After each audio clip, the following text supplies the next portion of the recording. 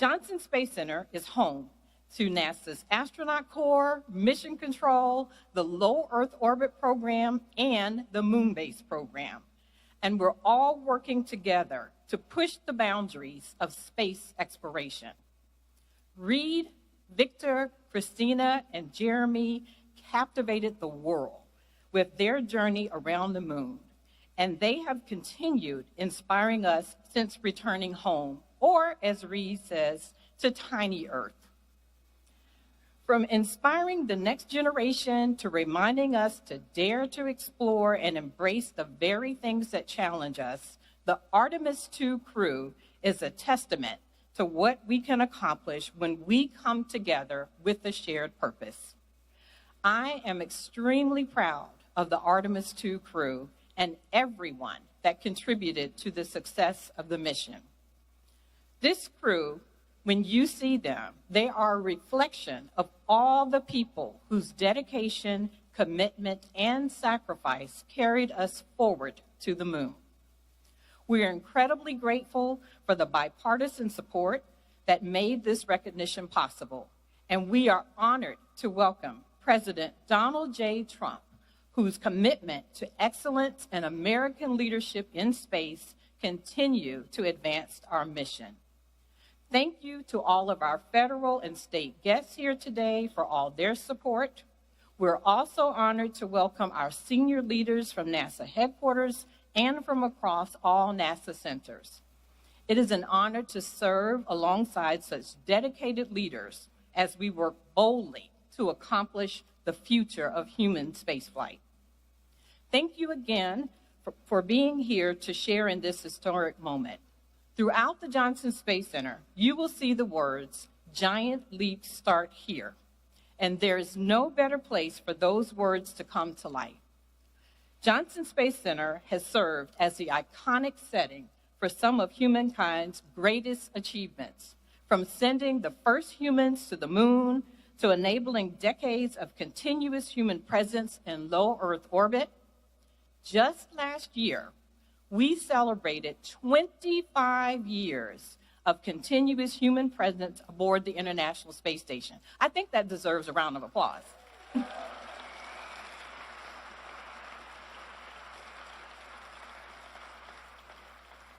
That milestone was made possible through the dedication and expertise of generations of Johnson's workforce and our partners around the world. This fall, we look forward to celebrating another incredible milestone as Johnson marks its 65th anniversary. For nearly 65 years, Johnson has stood at the forefront of human spaceflight, helping turn what once seemed impossible into reality.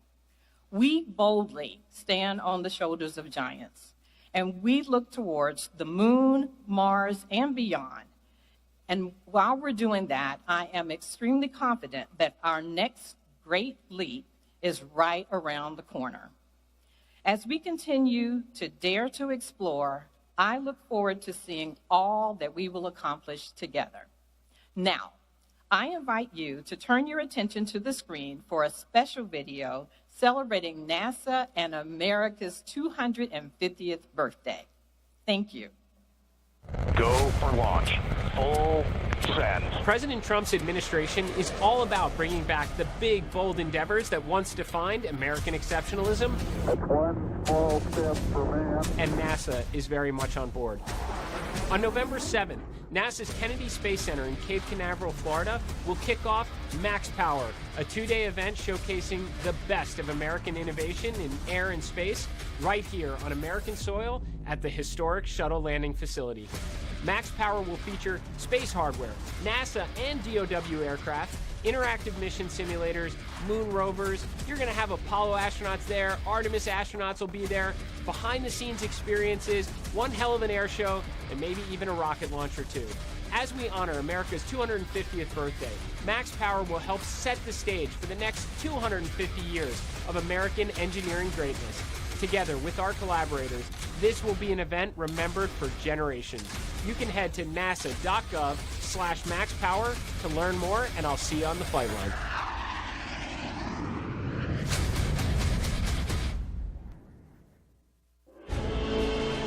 Please welcome United States Representative and Chairman of the House Committee on Science, Space, and Technology, Brian Babin.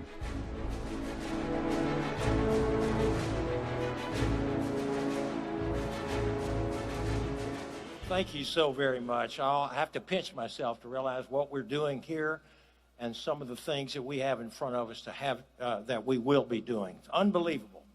I want to say good morning to every one of you. It's such an honor to have the president here in my district, especially out here at Johnson Space Center. I'd like to welcome also not only the president, but Administrator Eisenman, Director Weitz, that we just heard from, distinguished guests, members of the NASA family. It's an incredible honor to be here at Johnson Space Center as we recognize our 4 extraordinary explorers, Reed Wiseman, Victor Glover, Christina Cook, and Jeremy Hansen. The Congressional Space Medal of Honor is reserved for a very remarkable few people. Congress created it to recognize astronauts whose service represents exceptionally meritorious contributions not only to our country, but also to all humankind. Today, the Artemis II crew joins the ranks of spaceflight legends like Neil Armstrong, John Glenn, Alan Shepard, Jim Lovell, and John Young. And they have certainly earned their place among these illustrious people. Earlier this year, these 4 astronauts climbed aboard the capsule Orion and did something that humanity had not done in more than 50 years. They left low Earth orbit and ventured around the moon farther than anyone in history has ever gone. But the significance of Artemis II cannot be measured in just simply miles. Their mission proved that America is once again capable, very capable, of sending humans into deep space, and it tested the systems and the operations that will help return astronauts to the lunar surface and ultimately take us beyond. Mr. President, who will be here in just a little bit, it is a great honor that you will be here and have you in our district, and without doubt, our president is a winner, and he has made it clear that America should settle for nothing less than first place in anything, any endeavor that Americans attempt. Especially when it comes to the moon, I could not agree more. We cannot afford to lose this race. Without question, we absolutely must beat China, our peer adversary, back to the lunar surface and ensure that the next era of exploration is led by the United States of America and our partners. I know that Administrator Eisenman is working tirelessly alongside my good friend Vanessa Weitz and our other Senate directors to keep Artemis on track and to ensure that we will accomplish this goal. As chairman of the House Science, Space, and Technology Committee, I'm very proud to play a part in supporting this mission and the dedicated NASA workforce that is behind it. We sent 4 astronauts around the moon, but it took thousands of Americans working behind the scenes and tirelessly to make it happen. For generations, America has been a nation that refuses to leave the unknown unexplored. That spirit put Apollo footprints on the moon, and this year it sent Reed, Victor, Christina, and Jeremy deeper into the cosmos than anyone before them. Their journey also helped clear the path for those who come next. There are young Americans watching right now Artemis today who may one day walk on the moon, travel to Mars, and make discoveries that we can't even imagine yet. This is the legacy of human exploration. Each breakthrough opens a door to the next one, and each new frontier gives those who follow a chance to reach out beyond it. And to the Artemis II crew, congratulations on your award today. I want to thank you for your courage, your service, and for representing the very best of our pioneering spirit. And you didn't just make history, astronauts. You helped open a new chapter of it. So may God continue to bless each one of you and your families and all of those who are carrying their Artemis mission forward. And thank you. Thank you so very much. This mission is an opportunity for our generation. It's about human history. It's the story of humanity. Artemis 2 is the opening act. We're going to send them farther into space than any humans have gone before. The question isn't go or not go. It's, are you going to lead or are you going to follow? We are going for our families. We are going for our teammates. We are going for all humanity. Your Artemis 2 crew is go for launch. Full send. Let's go. 3, 2, 1. Booster ignition. And liftoff. The crew of Artemis 2 now bound for the moon. Humanity's next great voyage begins. Our greatest chapters are yet to be written. Go Artemis 2! This is a test flight, and so every single system aboard Orion is getting tested by humans for the first time.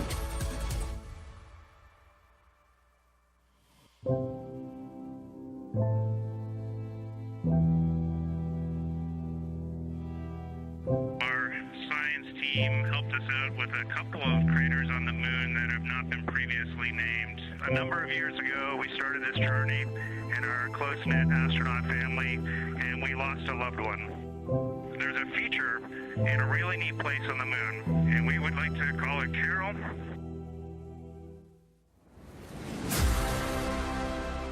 We do not leave Earth. We choose it. We will always choose each other. We love you from the moon. Absolutely unbelievable. We just went sci-fi. It just looks unreal. If you can't take love to the stars, then what are we doing? That's why we send humans, is that we can share that experience. Kathy Moonjoy.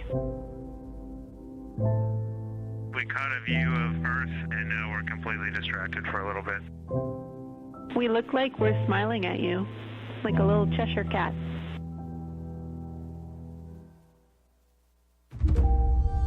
We all just had that weird vibe of backing up and we were getting sad. Oh, we feel it too, but we'll be happy to have you back.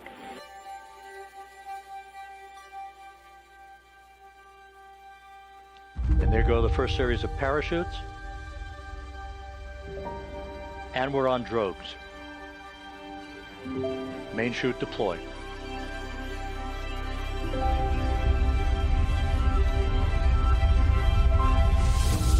Splashdown confirmed at 7:07 p.m. Central Time. A new chapter of the exploration of our celestial neighbor is complete. Welcome home. Integrity's astronauts back on Earth. We took your hearts with us, and your hearts lifted our hearts. The golden age of exploration has begun, and we are just getting started.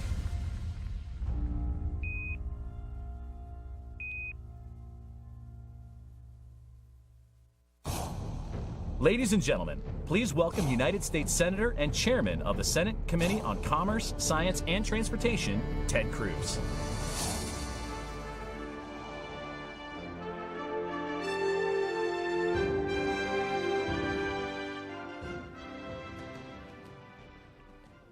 Good morning.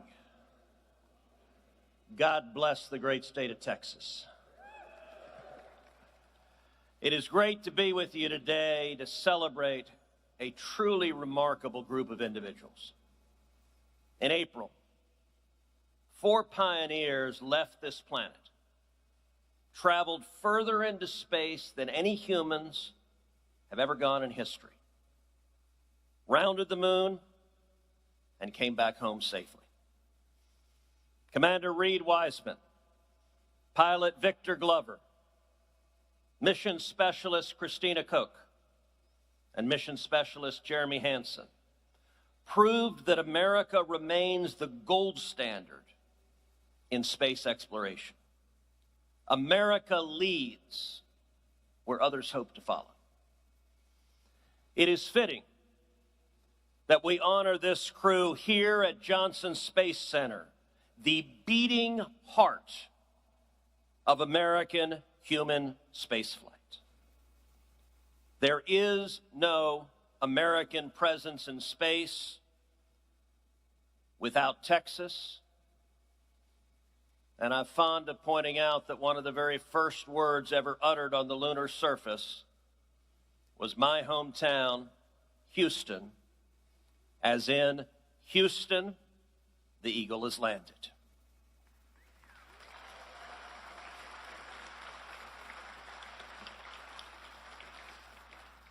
Elsie's a Dallas guy, so I got to glare for that one. While Artemis 2 was in orbit, I was fortunate to spend time in the mission evaluation room with those working tirelessly to bring the crew home. Each of you are critical to securing America's Artemis legacy, and I thank you for your disciplined service. I also want to thank President Trump for his bold vision for American leadership in space, and my good friend NASA Administrator Jared Isaacman for working night and day to turn that vision into a reality. I am grateful to work with both of you hand in hand to secure American leadership in space. No administration has done more for space leadership and space exploration to assure that America is in front and America is leading. President Trump has made clear that America will return to the lunar surface, that America will continue to lead in low Earth orbit, and that America will go to Mars, and the first boot to set foot on the surface of the red planet will be an American astronaut.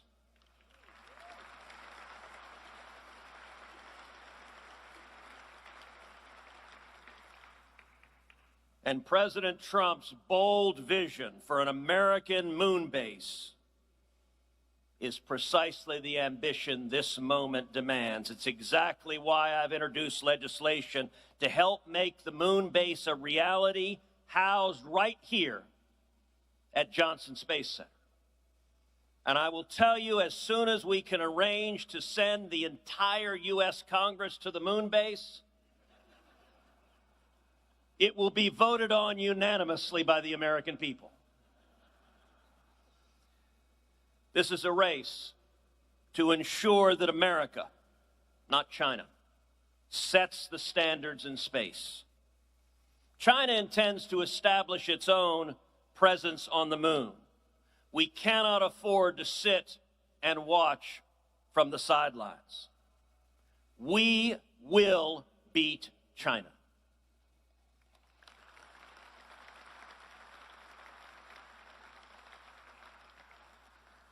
And I have to say, one of the reasons that we are leading is because of the incredible commercial space industry that has grown up in and around NASA here in Texas and across the country. Bold entrepreneurs, including Dave Limp at Blue Origin, Cam Gafarian. And I want to point to you something that I think we're going to look back as a turning point in space. Earlier this year, the IPO of SpaceX, the largest IPO ever, made at least 6 new billionaires, made over 400 centimillionaires, and made over 4,400 new millionaires. Now, what does that mean? I think we're going to look at this moment like the Cambrian explosion that began spreading life on planet Earth. Because you're going to see all of those young techies who suddenly have a gigantic amount of money and a big vision, and I'm telling you, 10 years from now, that SpaceX IPO will have created a venture capital ecosystem here in Texas that is going to fund hundreds of new space ventures and is going to make sure that Texas continues to lead in space for the next 100 years. The next astronauts who travel to the moon will do so because of Artemis 2. Future generations will look back to this mission as a turning point in lunar and space exploration. Because of Reed, Victor, Christina, and Jeremy, and the countless people who made this mission possible, our dreams for the future of humanity can become a reality. It is an honor to commemorate your accomplishments with the Congressional Space Medal of Honor. I want to say to Vanessa Weiss, thank you for the great job you do leading JSC. It matters for Texas and it matters for the country.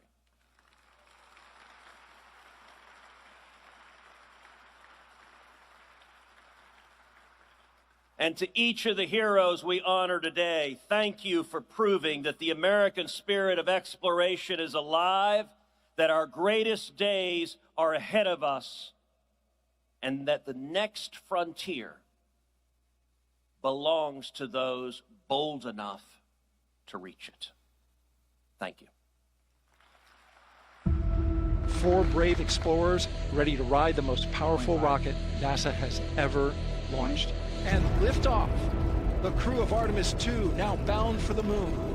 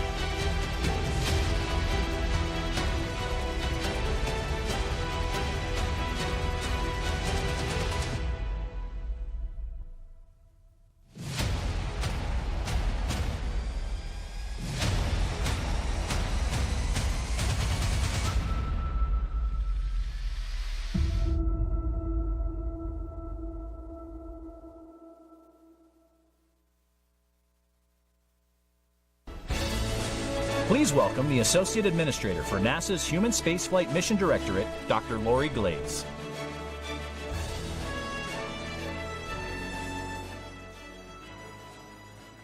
Good morning, everyone. Wow, it is just an incredible privilege to be here as the President awards our Artemis II crew with such a prestigious distinction. And it's so wonderful to see all of our guests, our colleagues and partners that are here today to witness the honor that they're about to receive. It's also a joy for me, and I'm sure for all of you, to revisit the incredible excitement, the inspiration, and the masterful engineering that we all experienced during Artemis II as Reed, Victor, Christina, and Jeremy flew around the moon and laid the groundwork for our next missions. On the day of launch in April, we saw a focused team progress through a smooth countdown after tirelessly running every potential issue to ground. We saw the Space Launch System rocket deliver Orion and the crew to orbit with incredible precision. During the mission, we witnessed the spacecraft's life support systems, its navigation and controls, and its heat shield all perform as expected. Our flight control team executed a near-perfect mission. All of that in coordination with the crew and our managers assessing every risk and evaluating every technical challenge. Our recovery team welcomed our crew home at splashdown and brought them safely back here to JSC. All along the way, our crew showed us their true selves, operating at every step with integrity, resourcefulness, collaboration, and a collective belief in the pursuit of exploration. Since this incredibly successful mission ended, NASA has remained laser-focused on preparing for our next missions to execute the President's national space policy. Our team is working just as hard to get ready for Artemis III in low Earth orbit, along with our lander partners. We're moving with urgency to prepare for our first Artemis missions on the moon's surface, and we're preparing to build the moon base. We continue to fly our expedition crews aboard the International Space Station, which is essential because humans are critical to maintain and upgrade the station and to perform the sophisticated hands-on research and technology demonstrations for deep space exploration that can't be done here on Earth. Throughout more than 25 years of continuous human presence, we've carried out thousands of science investigations from more than 110 countries, driving breakthroughs in human health and biological and physical sciences. And it serves as our proving ground for how we are going to live, work, and thrive in space. The space station is a gold standard of laboratories and partnerships, and our work in microgravity will continue to advance our scientific knowledge, deliver direct benefits to humanity, and equip us to send humans on long-duration missions to the moon and Mars. As President Trump recognizes the Artemis II crew, I want those of you who were part of this mission to know that it is your dedication, your passion, and your drive that helped make all of this possible. The Artemis II took on the risk on behalf of humanity to help set our accomplishments at the moon in motion. And their achievements are possible only because of the unwavering commitment and talent of our workforce. The crew will be the first to tell you that they stood on the shoulders of thousands. Every milestone achieved during that mission was built during the late nights, the rigorous testing, and the meticulous engineering carried out by many of you. And as we look ahead to our next missions, we are pushing the boundaries of what is possible and ushering in a golden age of space exploration. And I could not be any prouder of this team as we carry that forward. Thank you.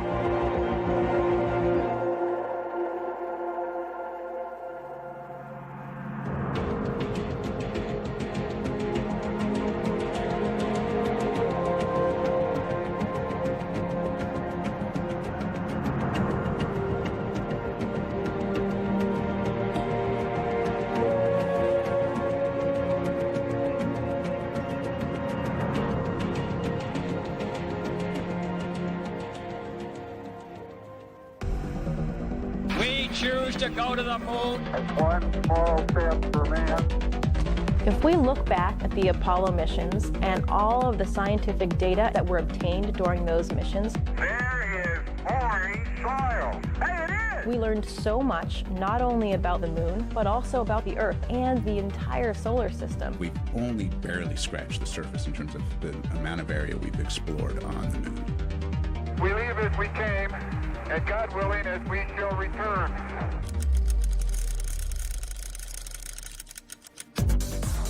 America has always been a frontier nation. Now we must embrace the next frontier.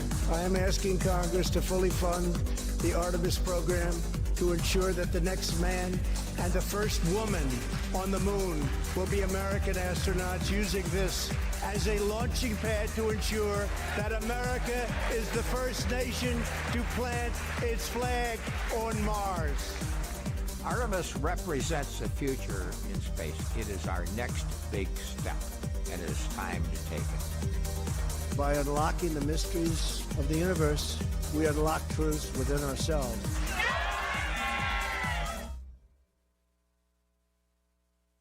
At this time, we invite you to rise if you are able, and veterans and active duty military may render a salute as we honor America with our national anthem.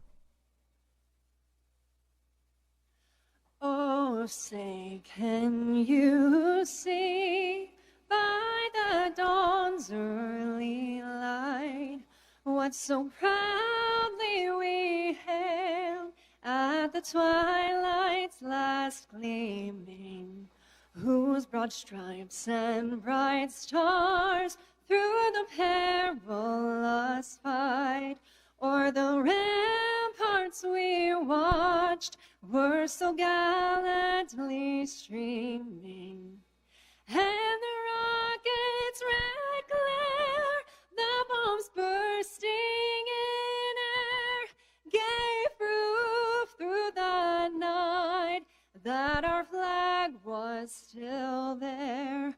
Oh, say, does that star-spangled banner yet wave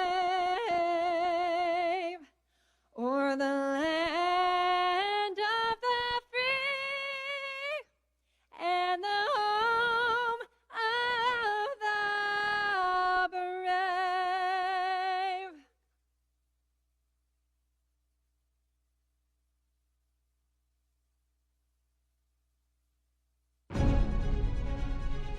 From low Earth orbit to the moon and beyond, these explorers represent the United States' future into the cosmos. Please welcome your NASA Astronaut Corps.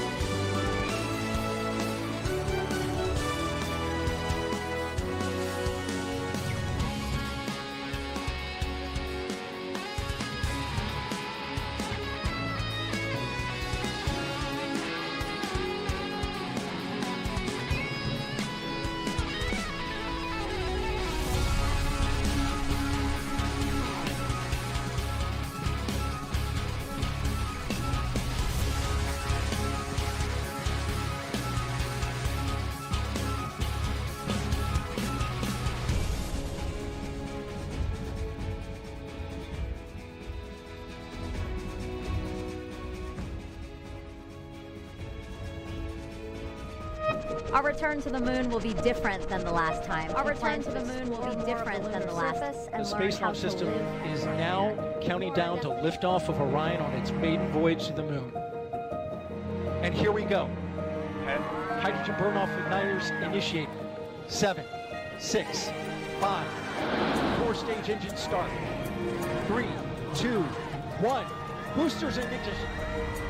And liftoff of Artemis 1. We rise together back to the moon and beyond. We are all part of something incredibly special, the first launch of Artemis.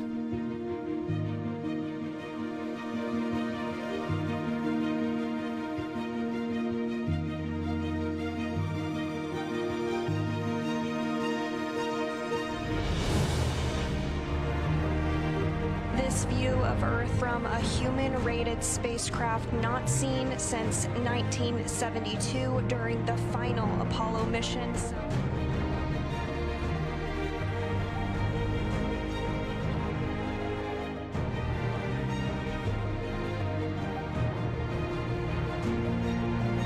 Distant retrograde orbit. We're going to be about 38,000 miles away from the lunar surface. We're going beyond anywhere we ever went for Apollo.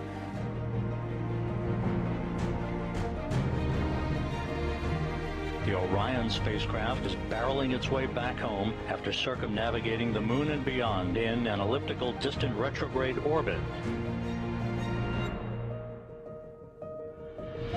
Splashdown. Orion back on Earth.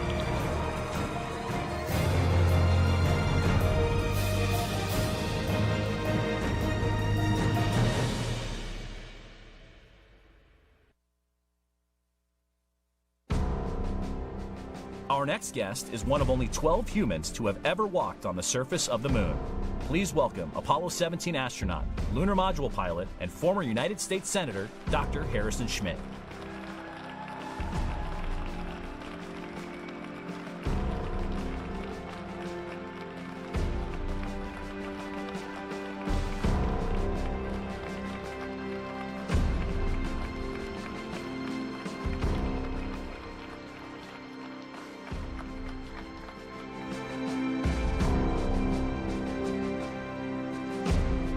I'm not as tall as I used to be.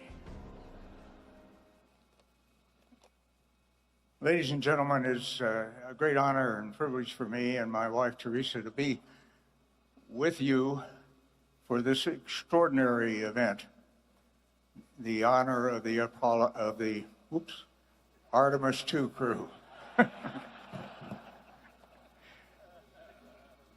I have a bit of a tradition, which I'm going to take advantage of, that whenever I have a chance to make a presentation, I toss a few soft lunar balls out into the audience.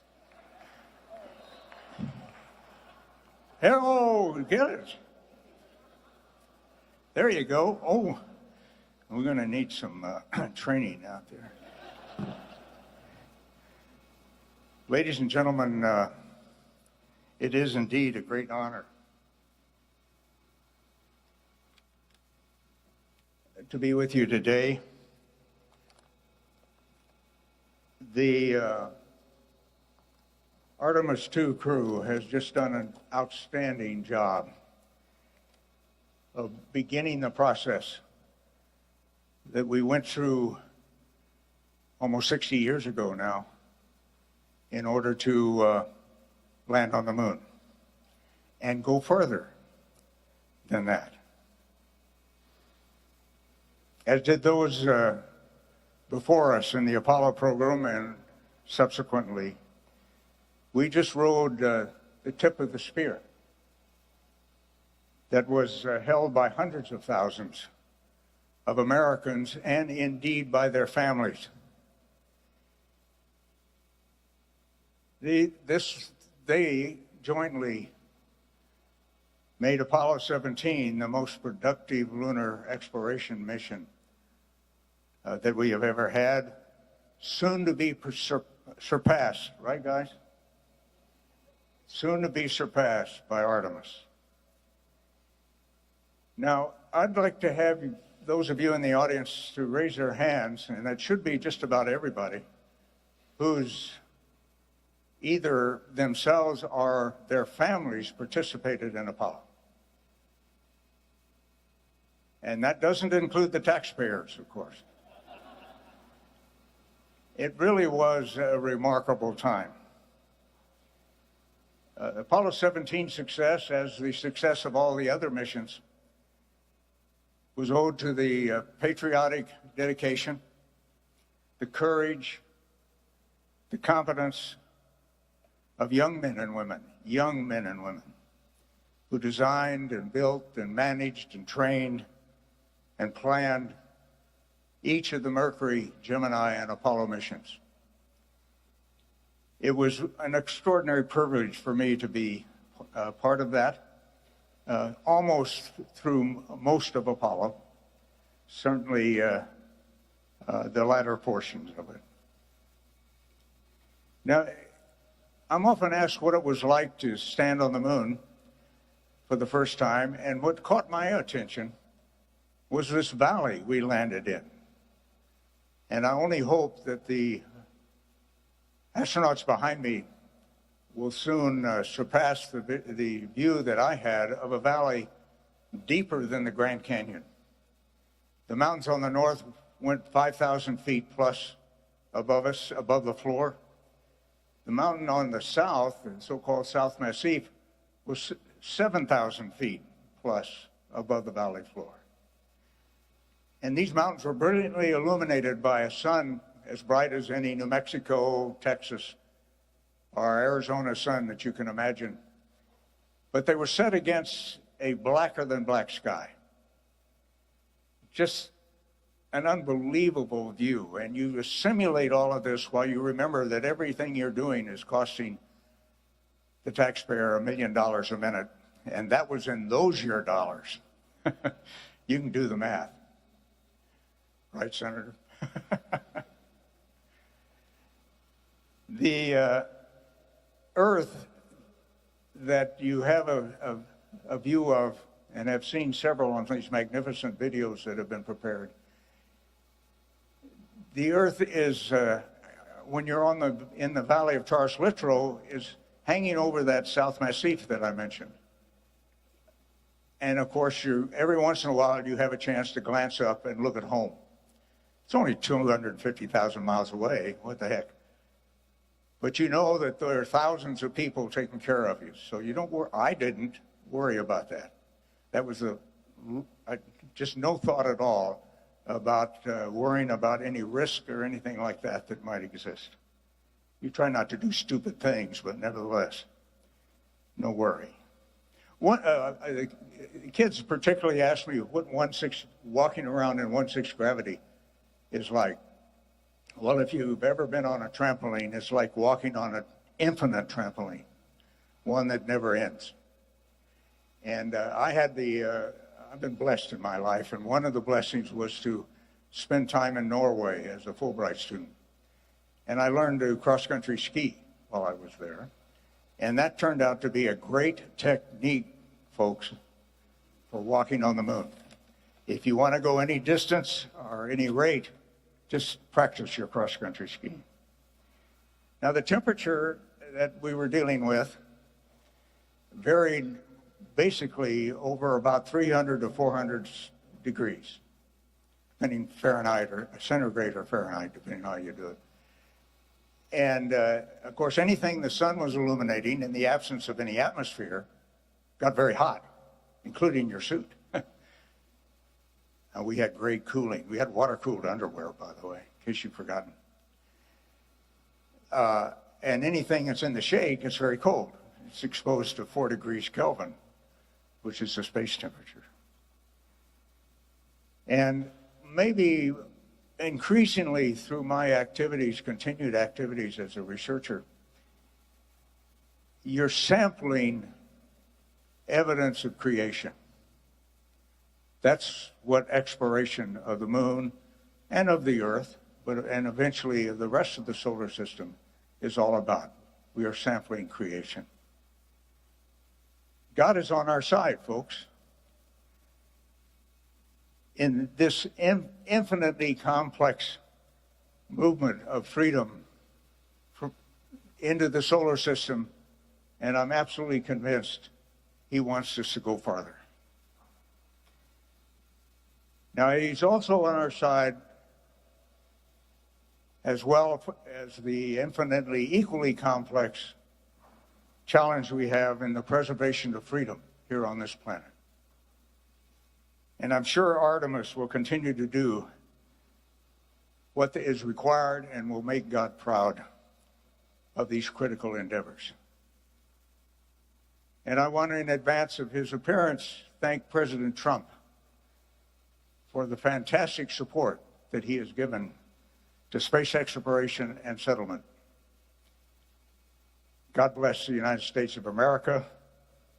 And it is now my pleasure to introduce Colonel Matt Anderson, the Deputy Administrator of NASA. Thank you, ladies and gentlemen.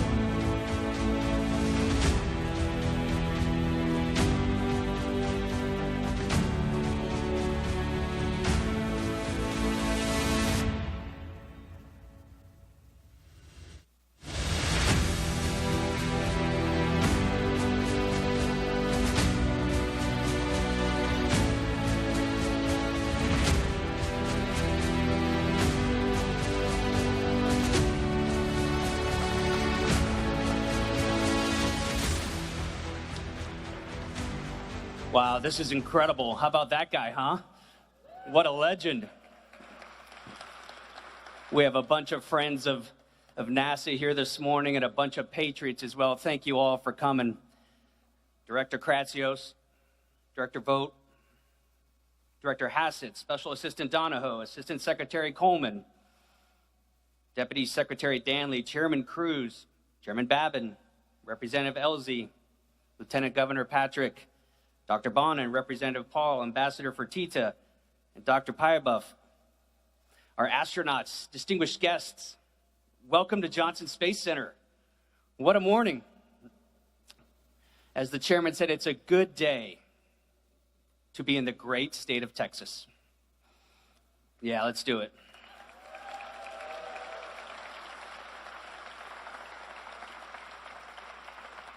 For more than 60 years, this center has served as the heart of human spaceflight.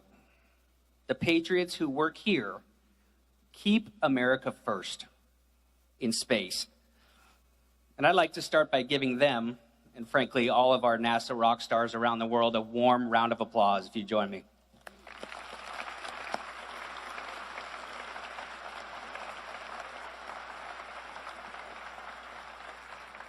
Just up the road here at Mission Control, Capcom Charlie Duke was the first to hear Neil Armstrong tell the world that he had taken one small step for man, one giant leap for mankind.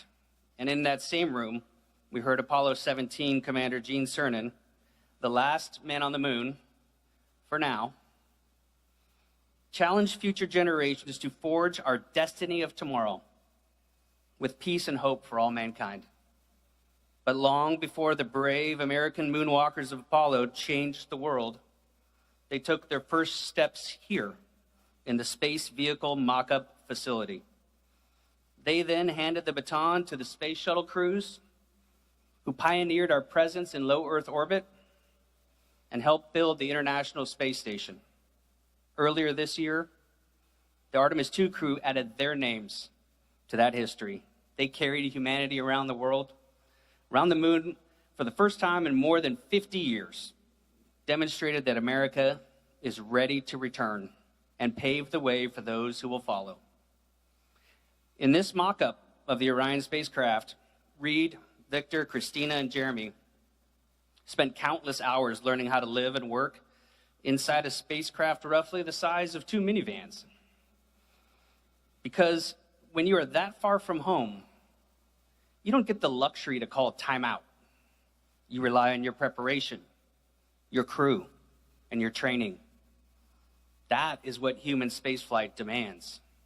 Years of training, sacrifice, trust in your crew, trust in the spacecraft, trust in the team behind you, and ultimately the courage to strap into a rocket, leave this planet behind, and carry out the mission. It's the same courage and dedication we're calling on every astronaut to bring to the missions ahead, because we need it now more than ever. The second space race has begun, and right now America is on a shot clock. Our national security, the prestige of our nation, and the dreams of millions of Americans are riding on our ability to get the job done. This is an extraordinary responsibility, but it's also an opportunity. The next generation is watching. They're going to remember the men and women who return America to the moon, build an enduring presence, and open the door to Mars. But none of this would be possible without strong leadership from the top. President Trump ignited the golden age of exploration and discovery. He gave us the vision. His Working Families Tax Cut Act gave us the resources. And the Artemis II crew took the first steps. For their courage and service, today the President will present this crew with the Congressional Space Medal of Honor. But before I bring them out, we'd like to give you a recap of what it took to earn this honor. This mission is an opportunity for our generation. It's about human history. It's the story of humanity. Artemis 2 is the opening act. We're going to send them farther into space than any humans have gone before. The question isn't go or not go. It's are you going to lead or are you going to follow? We are going for our families. We are going for our teammates. We are going for all humanity. Our Artemis 2 crew is go for launch. Full send. Let's go. 3, 2, 1. Booster ignition. And lift off. The crew of Artemis 2 now bound for the moon. Humanity's next great voyage begins. Our greatest chapters are yet to be written. Go Artemis 2! This is a test flight, and so every single system aboard Orion is getting tested by humans for the first time.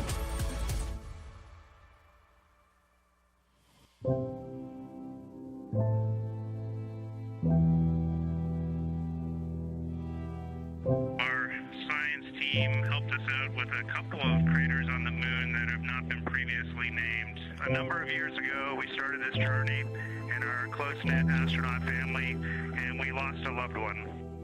There's a feature in a really neat place on the moon, and we would like to call it Carol.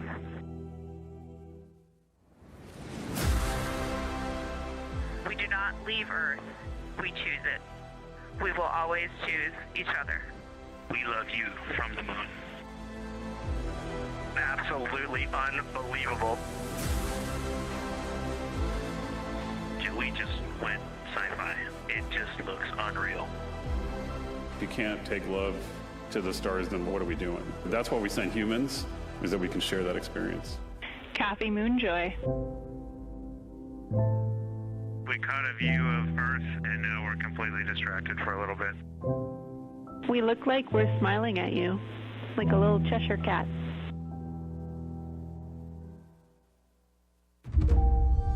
We all just had that weird vibe of backing up and we were getting sad. Oh, we feel it too, but we'll be happy to have you back.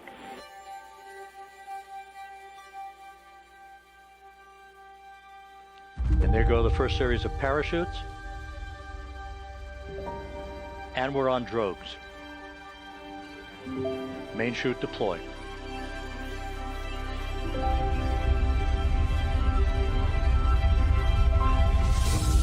Splashdown confirmed at 7:07 p.m. Central Time. A new chapter of the exploration of our celestial neighbor is complete. Welcome home. Integrity's astronauts back on Earth.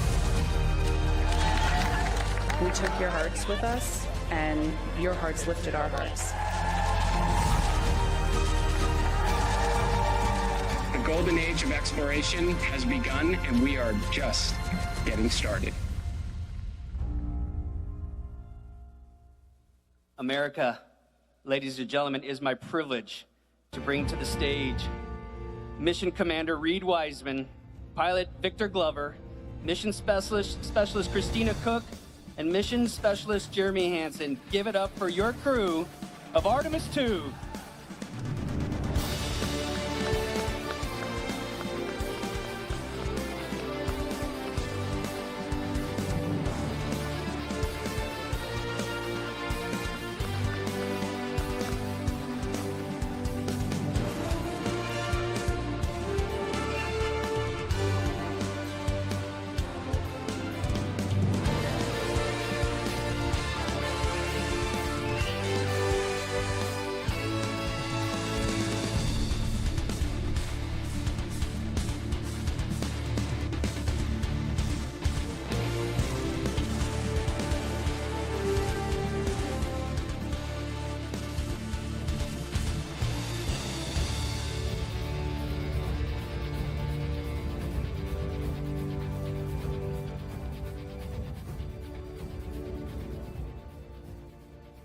The moon, to me, it's the thing that connects me together with all the other humans in my life. I remember being a little kid lying in bed at night and just looking out at the moon in whatever phase it was in, and I was thinking, man, my friends that live like 20 miles away, they can probably look out and see that same exact moon. And then when I was in the Navy and I would look out at the moon and I'd be halfway around the planet, I would think, man, my brother can see that moon where he is, and he's halfway around the planet from where I am. To me, it's a connection of life on Earth. We can all look up and see that moon, and it's always changing. The moon is never the same 2 days in a row. I love that. My name is Reed Wiseman. I'm the commander of NASA's Artemis 2 mission around the moon. I grew up in a little town just north of Baltimore, Maryland, about 20 miles north of the city.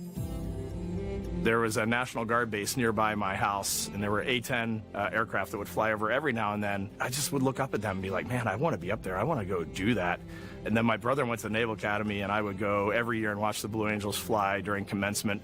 And that just started to grow and grow and grow. For a while, I wanted to join the Air Force, and then I realized Navy flies as well, and they fly from ships in the middle of the ocean.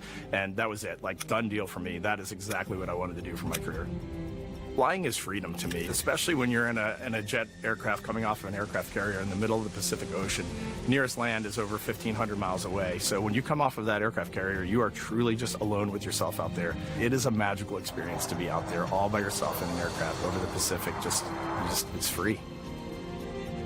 I think anybody who accomplishes something that they set their mind out to, there's no one thing that does it for them. It's a combination of everything. I mean, the way my parents raised me, the way my brother and I, the way our relationship developed over time, my friends, being in the marching band, going to college, setting my own course, learning how to live on my own, being mentored along the way, being, kept on the path to success, but being given the freedom to, make excursions and fail every now and then and regroup and carry on. I think all those things come together in the end to get you where you are.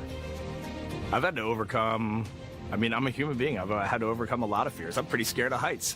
I joked about that on the International Space Station, but it turns out I'm only scared like at the edge of a building. When you're up on the International Space Station, even though you're 250 miles up, I never had that feeling of falling or that I was, at risk up there. I just kind of loved the feeling of floating and looking down at Earth. There have been challenges all throughout my life. By far, the biggest challenge was losing my wife in 2020 to cancer and now raising two daughters who are grown up now, but that's been the biggest challenge by far I've ever had to face. It is not easy being an only parent, trying to work a full-time job, and raising two kids is something that I think about every single day. I'm very proud of the work I've done. I haven't always done it well, but I've always shown up and tried as hard as I possibly can.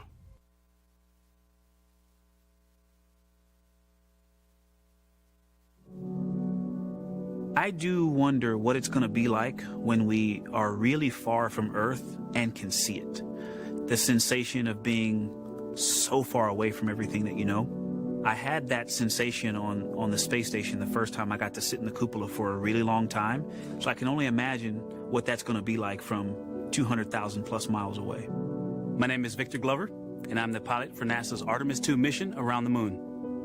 When I was in 4th grade, I was 10 years old, and that's when the Challenger accident happened. And it helped me understand how the general public felt about the astronaut corps, right? Like, these are the people that we want to be. And that just gave me an easy thing to strive toward. The biggest fear that I've had to overcome in my life is doubting myself. Going to college when no one in my family had gone to college was a huge risk. I had more confidence in my athletic ability than in my academic abilities. I could play football with those college students that I saw on TV, but my classmates that I saw in the lab and around the University Union, I didn't know if I had what they had. I think addressing that self-doubt was a part of, swinging for the fence and trying to go get an engineering degree, not just go to college, but get an engineering degree and then go do something challenging and technical like flying. Apollo is known for sending humans to the moon. Artemis has an opportunity to continue the Apollo story, but I actually think it's important for this story to stand on its own. Artemis is a new program, and we're trying to do new things. And it's great to compare and contrast. When you look at our spaceship, you can see parts that were designed, built, and integrated in another country. When you look at our crew, you see that our crew is international. There are also men and women. And I just think that comparing and contrasting makes the story even richer. The piloting role specifically, I will have an hour and a half or so where I get to fly the spacecraft by hand. We haven't flown that many spaceships. And so the ability to fly one actually in space on a test mission is just a really unique opportunity. I can't tell you how I'm going to feel when we fly by the moon and see the moon up close and the Earth from 250,000 miles away, but I don't use the word excited because I'm focused. What we do, this is very serious and it's very risky, and we are all intimately familiar with that risk. And so if we go out there and we're successful and we can pass that baton on to Artemis 3, that's something to really be excited about.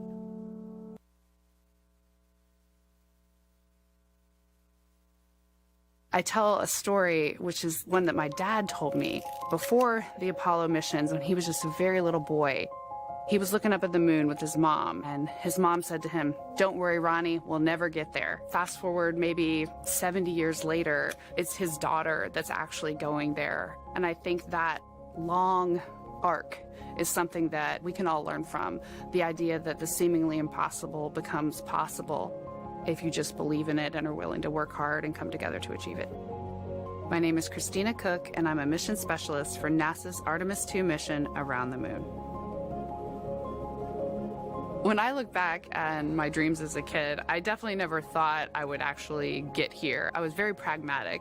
Even though I'm a dreamer, I knew that the odds were way against me again, so I might as well do something I'm loving in the meantime. I definitely loved science and math in school and, did pretty well in those things, but I also loved being active. I was always outside. I loved things that made me feel small. I loved looking at the night sky, oftentimes between the pine tree branches, or I loved the ocean. North Carolina also has mountains, and when we go there, I just loved the vastness of all of those things. I loved how they made me feel and what they made me think about, and the vastness of the universe and how much out there was to learn. I'm drawn to exploring. I'm drawn to challenges that involve both mental and physical, and I'd much rather be solving problems wearing a whole lot of equipment and in a harsh environment, and that's just something I've carried with me ever since I was a kid. Thinking about the fears or challenges that I've had to overcome, there are just so many. I mean, basically, it's just been, that has been the journey. I always say to people, do what scares you, and that means I have to follow my own advice. So doing what scares me meant getting on a plane and going to the Antarctic, getting on a plane and going to study abroad in Ghana, applying to become an astronaut, opening the EVA hatch in the airlock and going out of it into the darkness, strapping myself onto a rocket. And so for me, I think that no matter what the challenge, recognizing that if people believe in you and you believe they believe in you, the challenges seem always a little bit easier. To me, the moon, it represents history. It is a witness plate. Everything that's ever happened to the moon is still written on the moon. Every single person has looked at the moon their entire lives. We see the same moon. That's something really special. It's just the epitome of a symbol of something that's in each of our hearts, but this also represents exploration and reaching.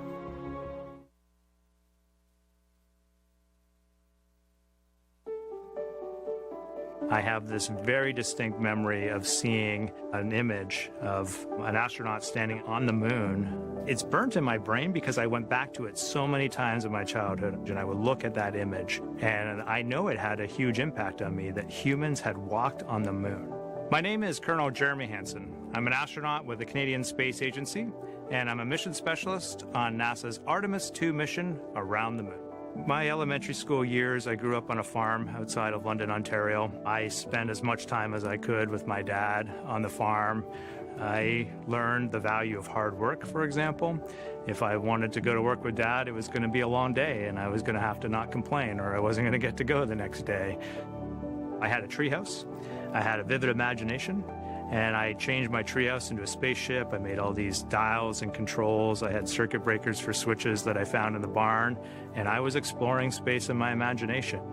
The most important thing I did to get to where I wanted to go in life, which was flying fighter jets and eventually becoming an astronaut, is I shared those desires with other people.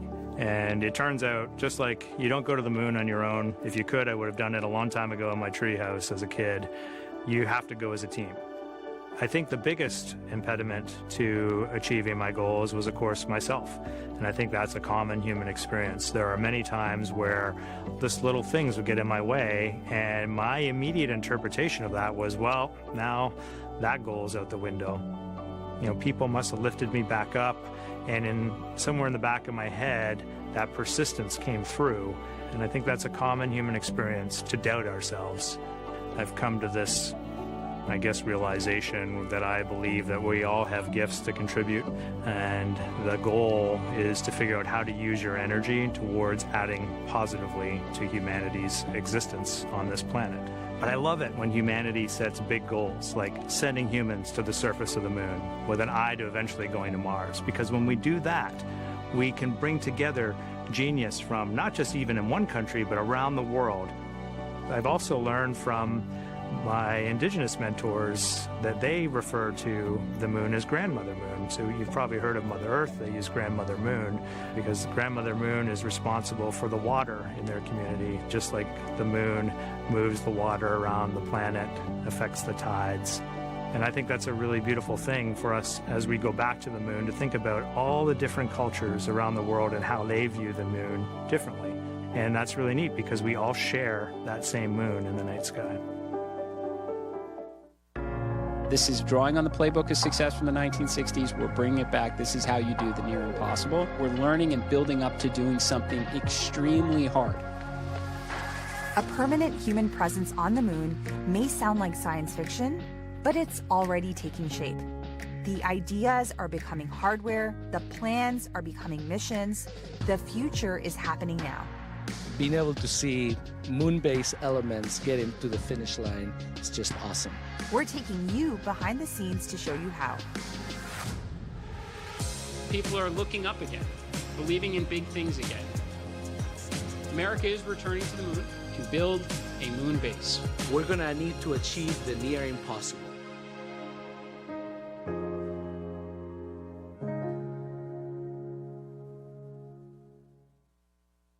NASA is building a moon base, a place where astronauts will live, work, and conduct science on and around the moon. Now, building a moon base won't happen all at once. It will take more than 20 lunar landings during the first phase, with each mission delivering the equipment, technology, and science needed to build, learn, and improve. We're traveling across the country to meet the companies building lunar landers for upcoming flights and see how they're preparing for their next missions to the moon. Just north of Austin, Texas, Firefly Aerospace is preparing for its second mission to the moon. NASA's Carlos Garcia Galan is taking us inside its headquarters, where engineers are preparing the lunar lander for its upcoming mission. Love to see the hardware ready for moon-based mission, Blue Ghost 2. So tell us a little bit about what we're looking at. Yeah, so what we're looking at right here is, like you mentioned, our Blue Ghost Mission 2 lunar lander. The lander is now stacked. It's starting to really look like a lander, and we're getting ready to install our electronics and all our payloads. Blue Ghost Mission 2, the lander, is going to the far side of the moon. And that is really driven by one of the payloads that will sit on the top deck of the lander. It's called Lucy Knight. So that's a radio astronomy telescope. So they want to sit on the far side of the moon, away from all the noise from Earth. So the moon's kind of blocking all of that. And they're looking back at the cosmic dark ages. So that's a very amazing payload, yeah. We will also have another payload that we will have put into orbit. So it'll be in an orbit around the moon. So that's Lunar Pathfinder. We have a rover on board. Super exciting. Yeah, so that'll be our first mobility payload that we have. So all of those are coming along with us. They're each going to gather science, technology data, and it can all be used on future missions. A lot of the people that worked on Mission 1 are still here working on Mission 2, so we have all that knowledge still in-house. And then you're implementing all the lessons learned because we have all that great data from Blue Ghost Mission 1. So it does feel easier, so it feels like the wheel is starting to really turn a lot faster, and then we've got these other moon-based awards, so it's really about, can you make it repeatable, can you produce it? Yeah, can you be successful several times? Is the excitement building up? Oh, yeah. I mean, you're getting pretty close. Yeah, I think anytime that you have something in the clean room where it's like, you look at it and you know, like, that's my lander, that's going to the moon. It's also humbling. It's like, hey, we did it one time, but now we need to do it 2, 3, 4. We need to keep doing it and keep upping the bar and getting better each time.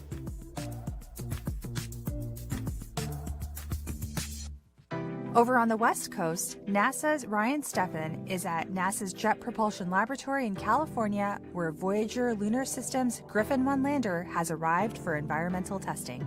This larger lander is an infrastructure class lander. It's not just meant for scientific payloads and instrumentation, but also it's made to basically take equipment in infrastructure level capability and deliver that to the lunar surface. It's also landing in the South Pole, where the terrain is a little bit harsher, it's a little bit more dangerous to land. It requires precision navigation, guidance, and control to land in safe locations. This lander will be taking a total of 10 payloads, the largest of which, the Astrolab Flip rover, is the largest commercial payload to ever be delivered to the lunar South Pole. So we're thousands of miles away from where you guys assembled the spacecraft. Why did you decide to bring this out to Southern California? Jet Propulsion Laboratory has some of the best, most capable environmental testing facilities in the world, and for a lunar lander this size, really what we want to do is test the spacecraft, put it through its paces. Right now, Griffin is fixtured on top of the mass properties fixture, which is the black thing you see in front of it. Basically, we are testing to measure the mass of the vehicle, the total mass, the center of gravity, the moment of inertia, so that we know the exact configuration of the flight vehicle. When we get back, we will finish reviewing a lot of the test data that we've done here, correlating to our models and our pre-test predictions, modifying those based on the feedback that we've got during this testing, and potentially addressing any findings on the ground here while we have the chance before we launch later this year. It'll be exciting. On the East Coast, NASA's Courtney Beglin is at Blue Origin's testing facility in Cape Canaveral, Florida, to see the latest on the Blue Moon Mark 1 lander. Mark 1 serial number 1 is designed to prove out the core technologies for Blue Origin that we will eventually apply to the human landing missions of Artemis. So it's our liquid oxygen, liquid hydrogen systems, it's our precision landing capabilities, it's also our ability to offload large amounts of cargo. I see a lot of people working on this lander. Can you tell us what is left for this lander in order to make it fly? We just completed our thermal vacuum testing at Johnson Space Center in January and February of this year. We then brought the vehicle back. We did a number of tests. We first tested our RF compatibility with the TDRS satellite system, as well as a deep space network. We also have tested how our vehicle reacts during stage separation from the New Glenn vehicle. We've tested the acoustic environment, and soon we'll be testing our cryogenic propellant system. We've just completed our fit checks of our BE-7 main engine, the actual engine that will fly to the moon. That went perfectly, and so we're now closing up these tests, and we'll be ready for New Glenn. As you know, we had the mishap at the pad with New Glenn. The team there is making phenomenal progress. We are working to have serial number 1 ready and stored in a quiescent state for when New Glenn is ready. We expect that launch to occur in Q1 of 2027. And once that's complete, we'll now continue on to serial numbers 2, 3, and 4. We're also carrying NASA payloads, the SCALPS payload, which will allow us to visualize what the exhaust from our BE-7 engine is doing to the surface of the moon, so that will feed forward to heavier landers in the future. We also carry a retroreflector from NASA on this mission. NASA's been a phenomenal partner to us. They've been working hand in hand with us, and that's what's going to allow these 4 serial numbers to come off the assembly line as quickly as they are. In Houston, NASA's Adam Schlesinger is at Intuitive Machines headquarters getting an up-close look at how the Nova-C lander is being prepared for its 3rd mission to the moon. So this spacecraft is our Nova-C. This is our IM-3 vehicle. As you can see up on the top is the methane tank. The oxygen tank is below. The engine actually sits right here underneath. This is the engine deck. You can see that we've just put the top deck onto this spacecraft. So we're excited. Within the next month, we're going to be putting the engine in, and we'll be taking it outside for a hot fire test to confirm that the engine is ready to go for launch. Great. And after that test, what's the path look like to get to launch? We bring it back inside here. The payloads sit on panels that go on the outside of this spacecraft. So we bring those panels in, we do integrated testing, and then we do some vibration testing. We send it down to the Cape, and we get ready for launch. This vehicle will have 5 NASA payloads looking at the magnetic anomaly that's at Reiner Gamma on the near side of the moon.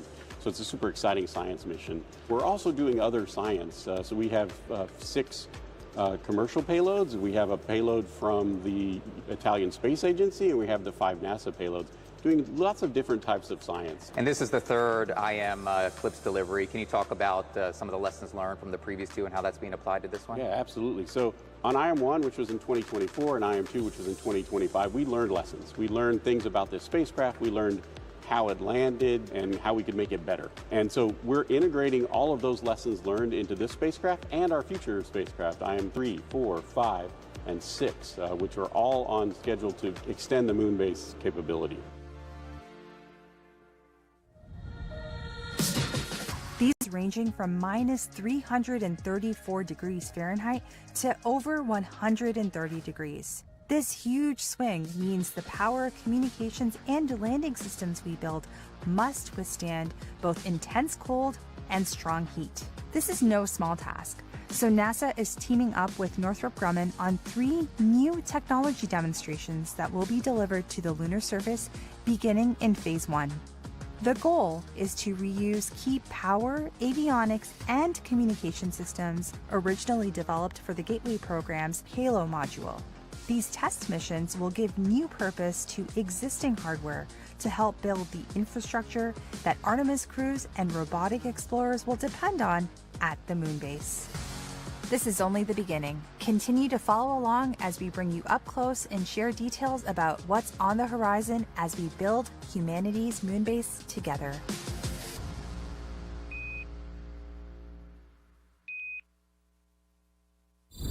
When it comes to Mars, everyone thought we were crazy. But sometimes, that's what it takes. We're making science fiction reality, writing the next chapters in the story of Mars exploration. But it doesn't happen overnight. Getting there is never easy. The first powered flight by an aircraft on another planet. It takes courage, creativity, resilience.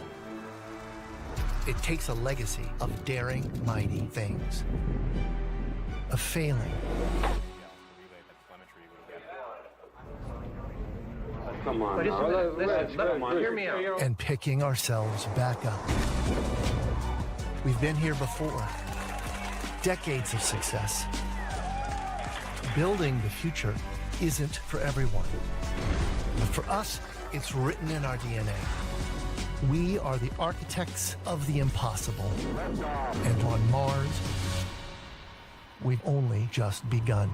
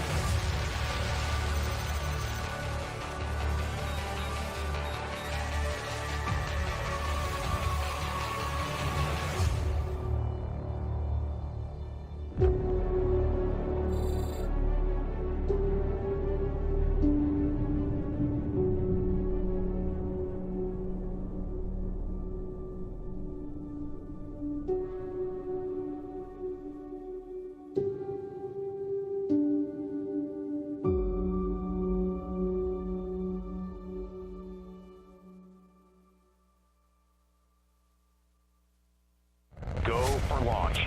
Full send. President Trump's administration is all about bringing back the big, bold endeavors that once defined American exceptionalism. That's one small step for man. And NASA is very much on board. On November 7th, NASA's Kennedy Space Center in Cape Canaveral, Florida, will kick off Max Power, a two-day event showcasing the best of American innovation in air and space, right here on American soil at the historic shuttle landing facility.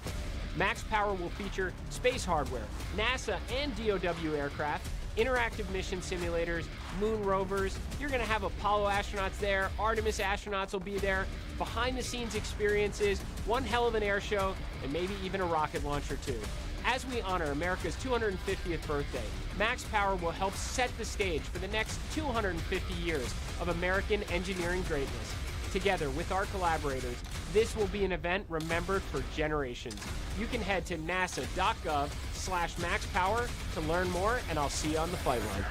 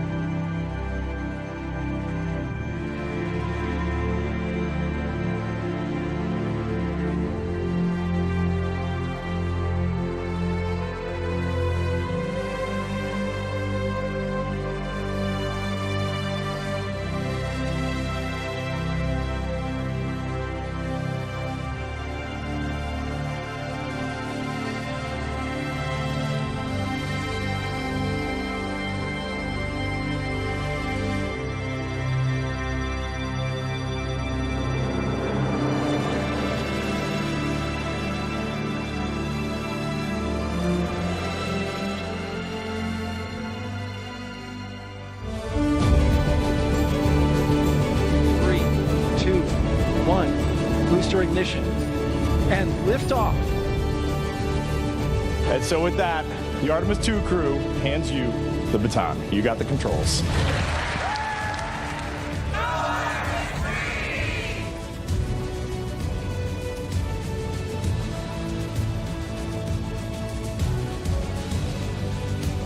There's only one primary goal of Artemis 2, is to prepare this spacecraft for Artemis 3. And then we're going to go hand off that baton to Artemis 3 and then cheer them on full-throated. I hope that people recognize that Artemis 2 was the stepping stone for something so much greater.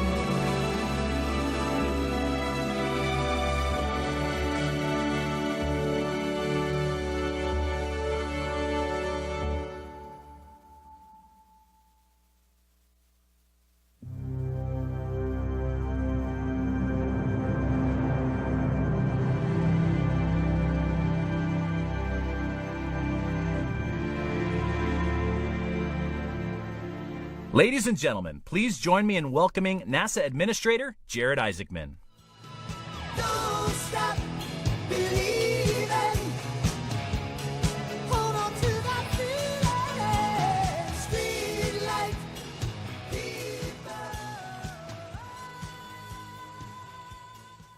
Good morning, everyone. Mr. President, welcome to Johnson Space Center. I am grateful to serve under a president with the vision and determination to ensure American leadership across the great frontier of space. A president with the foresight to see the diplomatic potential and give us the Artemis Accords. We now have 70 nations that have signed. The 71st will sign on Monday. The foresight to see the national security implications and give us the United States Space Force. The foresight to see the scientific, the economic, the inspirational potential and give us Artemis and Moonbase. President Trump knows great nations do great things, and he has given NASA the mandate and the resources to undertake the big, bold endeavors and achieve them. I am so grateful also to Chairman Cruz, Chairman Babin, Director Hassett, Director Kratsios, Director Pulte, and so many others that are also here from Congress for the support and the flexibility to enable the world's greatest space agency to compete in this very real second space race. To the Artemis crew, too, you stand here incredibly deserving of this recognition. Thank you for showing us the moon again, for showing the world your humanity, and for passing your knowledge and the baton to the astronauts who will follow in your very accomplished footsteps. There are no finer humans we could have sent as our ambassadors to the stars. To the NASA workforce representing the absolute best talent across the United States of America, alongside our industry and international partners, you showed the world that when we commit to these hard, these consequential endeavors, there is nothing we are not capable of achieving. And as we take this moment to reflect on what we have accomplished, let us look to where we go from here. Next year, we will launch Artemis 3, and what we learn from that mission will enable the grand return in 2028, when Artemis 4 brings American astronauts back to the surface of the moon. In parallel, we will launch our robotic landers, our rovers, and begin establishing that enduring presence on the lunar surface, the moon base, because this time we are going back to stay. We are not slowing down, Mr. President. This is an energized NASA, determined to do extraordinary things in and out of the atmosphere. We are rebuilding the X-plane fleet, launching more missions of science and discovery in the years ahead. And, sir, in late 2028, SR-1 Freedom will launch, and America will finally get underway on nuclear power in space. And at that moment, we will be one step closer to that next giant leap you called for during your inauguration speech when American astronauts plant the stars and stripes on Mars. Along the way, we will pursue the secrets of the universe, unlock the economic potential of space, ensure our national security in the ultimate high ground, and inspire the next generation to carry the fire of exploration even further. Ladies and gentlemen, we are here with your Artemis II heroes. This is your National Aeronautics and Space Administration. This is your president, the President of the United States of America, Donald J. Trump. And I'm proud to be an American, where at least I know I'm free. And I won't forget the men who died, who gave that right to me. And I gladly stand up next to you and defend her still today.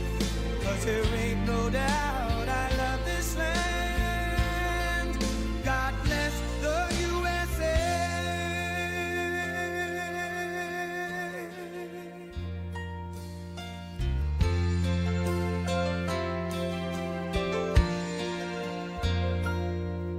From the lakes of Minnesota to the hills of Tennessee, across the plains of Texas, from sea to shining sea, from Detroit down to Houston and New York to LA, where there's pride in every American heart, and it's time we stand and say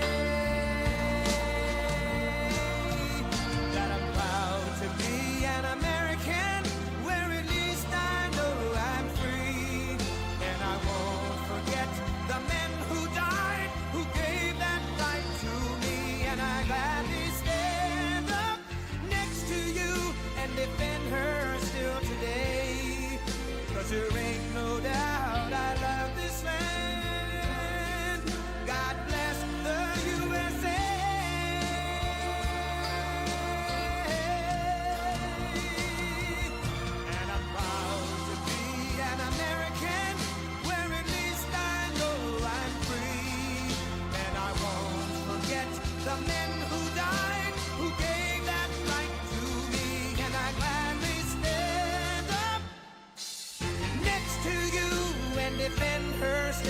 day. 'Cause there ain't no doubt I love this land. God bless the USA.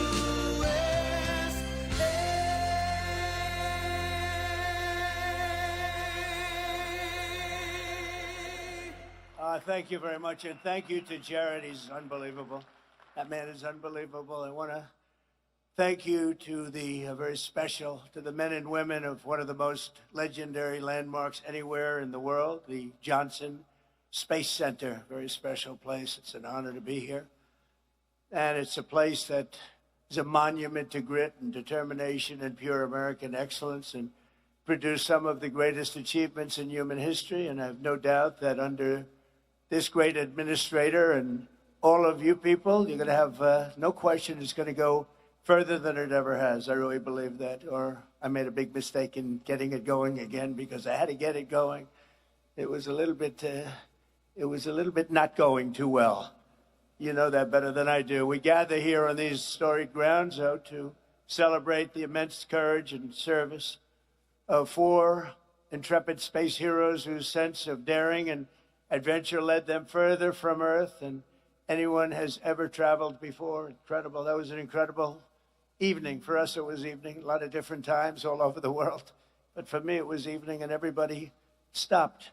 I was at a very important meeting with the biggest people in the country, maybe some of the biggest people in the world, and somebody said, "I'd like to watch Artemis." I said, "You would, really? Right in the middle of our meeting, you want to watch?" And we actually had a television pulled up, and everybody was spellbound. Somehow, maybe it's Jared, but somehow that just caught the imagination, and we watched every minute of it. In fact, the meeting was a disaster because after that was over, they were so excited, nobody did anything. So it was a total waste of time, but what can I tell you? But it really brought spirit. There is a spirit that we didn't see in this space so much, and now you've really brought it back. And today we're proudly awarding the Congressional Space Medal of Honor to the remarkable crew of Artemis II. Please join me in congratulating Commander Reed Weissman, Pilot Victor Glover, Mission Specialist Christina Cook, and Mission Specialist Jeremy Hansen. Great people. Thank you. Congratulations.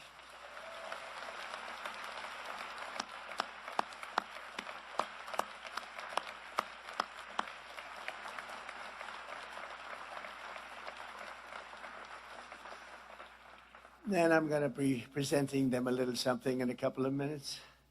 But these astronauts did not do it alone. I want to salute all of the engineers and scientists, launch and landing specialists, everyone at NASA who helped make this mission a great success. I had an uncle who was a great scientist, a great man. He was at MIT for 41 years, Dr. John Trump, and he loved space. He used to tell me about space, all space. He would throw in the word nuclear every once in a while, but he loved space. So I guess we have genetically, I believe in that stuff. I love it. I find it so interesting, so amazing. It's very special. Thanks to also Associate Administrator, Chief Engineer Amit Shathriya, and that's Artemis II Lead Flight Director Jeff Radigan, Artemis II Landing and Recovery Director Lily Villarreal, and thanks as well to friends of NASA. We have Senator Ted Cruz. Where's Ted? Are you here, Ted? Look at this guy. He's a good man. Stand up, Ted. He is a good man. We've had good moments and bad moments together. And I will tell you, he's good and he's smart and he loves what he's doing right here. This is something special, right, Ted? Also, another great warrior and friend of mine, Brian Babin, representative, congressman, does a fantastic job. Thank you, Brian. And Jake Elzy. Jake, thank you. What a group we have here, huh?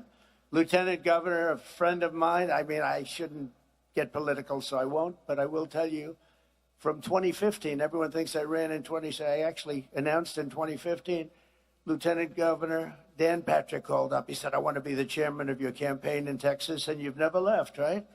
And we won it in record votes. Nobody came close. And I just want to thank you for that. You were a fantastic Chairman. We didn't even have to speak too much. It was sort of good. And that's what we have to do in a little while in the election coming up. So important. Texas Controller Don Huffines. Congratulations, Don. That was a great win you had. Congratulations. We watched that very closely. Great job. And of course, we're honored to be joined by amazing members of the NASA Astronaut Corps, past and present. They are amazing indeed, and thank you for all you do and risking your lives to advance our voyage into the heavens. It's where you go to the heavens. And I understand this weekend that NASA has a very big launch coming up, the Roman Space Telescope. I was asking Jared, is that a big one? He said, it's really big. So I hope everyone that's watching, look at all the media back there, all the press. I hope you're going to inform people because this is going to be a very big deal. It's hundreds of times more powerful than Hubble, and it will help unlock the secrets of the universe. So to everyone involved here at NASA, good luck this weekend. It's a big deal. And I was given a little briefing. I said, I want to know about this if it's so big. And it really is something hundreds of times more powerful than Hubble. That's all you have to know. From the very beginning, America has always been a frontier nation, and space is the highest of all the frontiers. Our manifest destiny is to explore and settle this great unknown, carry forward the light of American liberty into the stars. And Americans were the first in flight, the first in the moon, and will certainly be the first in space no matter where it is. And I know we're going to be looking at Mars very shortly. In fact, you're already partially there. A lot of work's been done, and that seems to be the next frontier. You'll be stopping on the moon, and you're going to be going to Mars. What excitement, what excitement. Yet when I took office in 2017, America's endeavors in space had come to a complete halt. It was held back by decades of gross mismanagement in Washington. You had Peter, well, maybe they didn't like it. Maybe they didn't like the concept. I don't know, but it was certainly not anything. It was very embarrassing, actually, what had happened. Not only had the United States lost its ability to send our astronauts to the moon, but under a number of administrations, I have to tell you, but in particular the Obama administration, we even lost our ability to send astronauts into orbit at all. We had no ability in space whatsoever. We totally lost it with everything we spent, with all of the talent and all of the genius and all of the money. We had nothing. And when I got here, I came here, I went to Florida, I visited a couple of the places. I wanted to see what was going on. NASA was closed, absolutely closed. There was almost nobody there. It was like an empty building, not a good look. And I went down, I looked at Kennedy Space Center in Florida. In particular, I saw something that you rarely see. They had grass growing out of the cracks in the runway. You had a runway that was all broken up. It was all bad. I know all about that from being very good at construction. You had the cracks in the runway. We had grass growing out of the cracks. It's almost hard to do. And I said, boy, this is sad. It was very sad. That's where we started.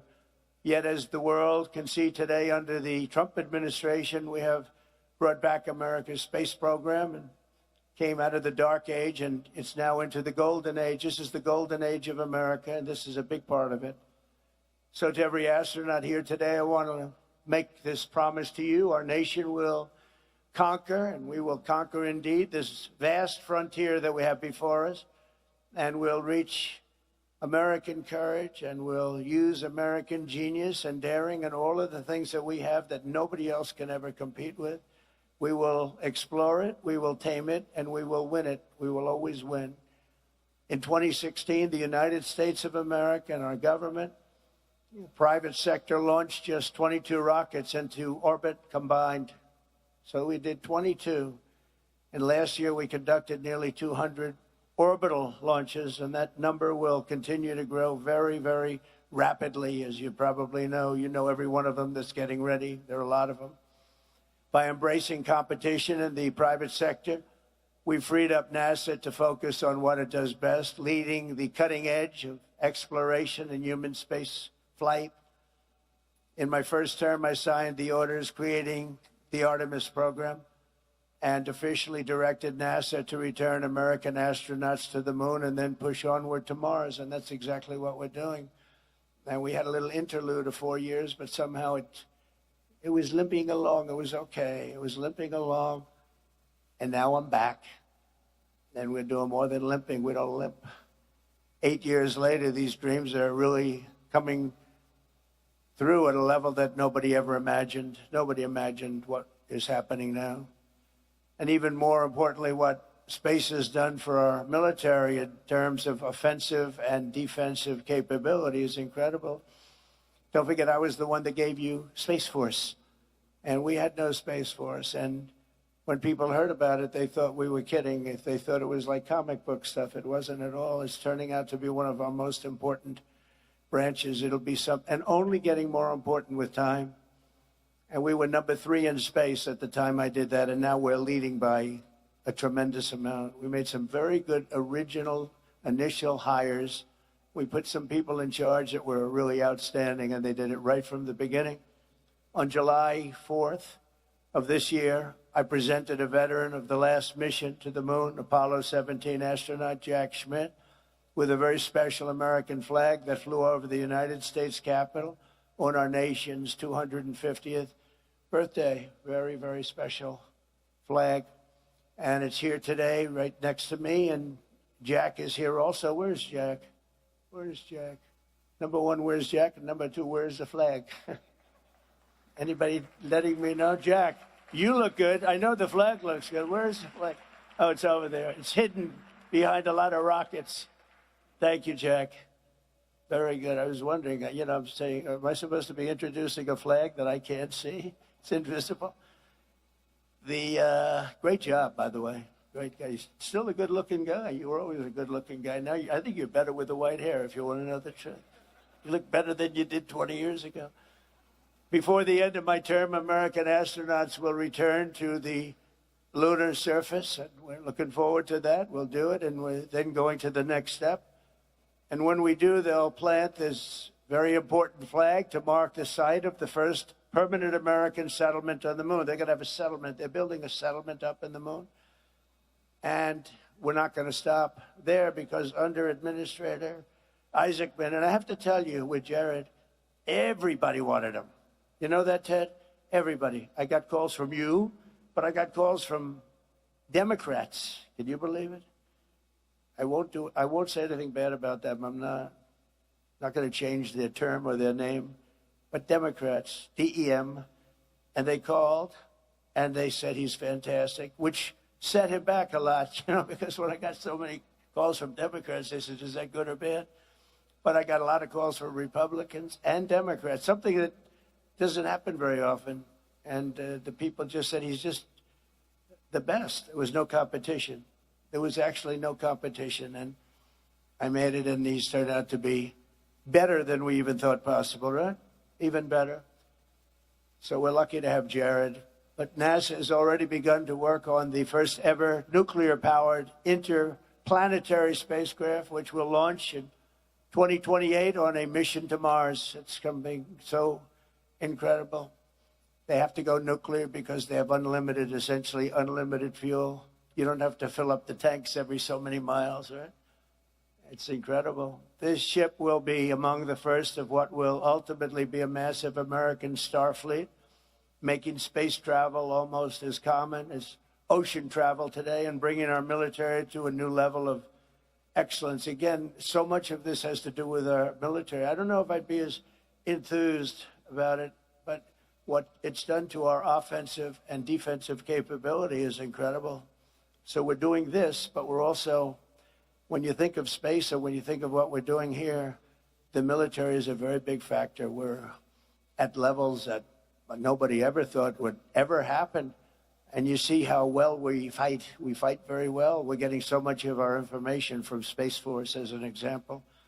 Makes us a much better military. You look at Venezuela, what happened there. One day, actually to be exact, it was 48 minutes. And so much of that information came from space. And all the attacks are, you look at our blockade, which is incredible. It's so successful. Being helped by space, Ted, being helped by space. So who would think? But it's so important, and that's a big component of what you're doing out here. These are ambitious goals, but as I said in my inaugural address last year, ambition is the lifeblood of a truly great nation. If you don't have ambition, you're not going to have a great nation. When Americans are determined, nothing can hold us back. In the end, American dominance in this domain is not a choice. It's an economic and national security necessity.